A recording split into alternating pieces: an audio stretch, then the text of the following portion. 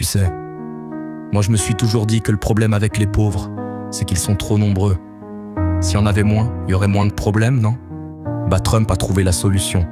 On coupe les aides, on regarde qui tient, et après on trie. C'est Darwin 2.0 avec un costard et un compte en banque bien garni, comme une grande loterie de la survie. Et ceux qui gagnent, ah bah y a pas de gagnant en fait.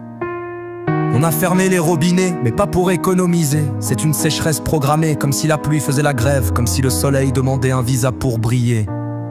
C'est l'embargo sur l'humanité, le rationnement du droit d'exister. Pendant qu'on coupe les vivres aux affamés, on finance des fusées pour Mars, histoire de pas respirer le même air qu'eux.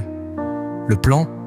Démanteler l'aide, démanteler l'espoir, laisser le chaos faire le sale boulot, comme les Kurdes abandonnés, comme l'Irak privé de soins sous prétexte de punir un dictateur, comme les camps qu'on ne veut pas nommer parce que camp de concentration, c'est trop années 40, trop passé. Et pourtant, aujourd'hui on le refait, avec des mots polis, des budgets, des signatures froides. C'est une extermination sans bruit, un génocide par omission.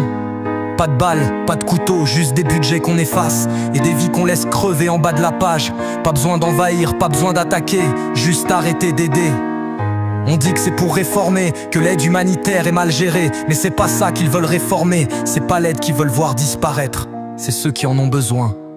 Parce qu'un pauvre qui meurt, c'est un problème en moins dans les fichiers Excel, un chiffre effacé dans les colonnes de rentabilité, un fardeau qu'on porte plus sur les épaules. Et nous, spectateurs fatigués, on avale ça avec notre café. On se dit que c'est loin, que c'est compliqué, qu'on peut rien y faire. Jusqu'au jour où ça nous tombe dessus, jusqu'au jour où c'est nous qu'on laisse crever. Parce qu'une fois qu'ils auront fini avec eux, ils chercheront une nouvelle cible. Et spoiler, ça pourrait bien être toi. C'est une extermination sans bruit, un génocide par omission.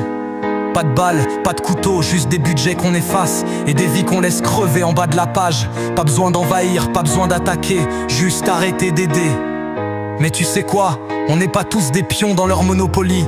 On n'est pas tous aveugles, on n'est pas tous d'accord. L'histoire s'écrit avec ceux qui disent non. L'histoire s'écrit avec ceux qui tendent la main quand d'autres la coupent, avec ceux qui parlent quand d'autres effacent les mots, avec ceux qui refusent de vivre dans un monde où l'indifférence est un mode de gouvernement. Alors non, on va pas l'accepter, non, on va pas faire semblant de pas voir. Et oui, on va se battre, parce que le silence c'est aussi une arme. Et nous, on a choisi notre camp.